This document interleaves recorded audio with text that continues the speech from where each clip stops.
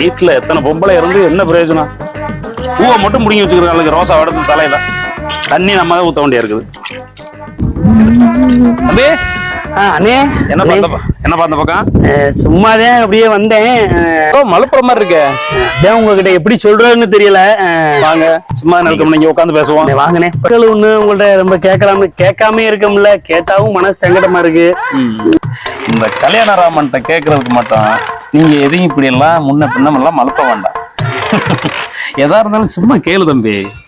2 நாளா நம்ம வீட்டு வழியாத்தையும் போனேன். முதல் நாள் பாத்திரம் எல்லாம் பறந்துச்சு. சரி. அப்புறம் கட்டடமே கிடுமுடுன்னு ஆடுச்சு. பயங்கரமான சண்டை போல இருக்கு. 2 உண்டாட்டி கட்டி எப்படியே சமாளிக்கிறீங்க?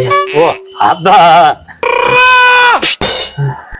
எல்லாமே 3வது உண்டாட்டி கொடுக்குற ஐடியாதான். என்னது 3ஆவதா? இன்னொரு ஆளா?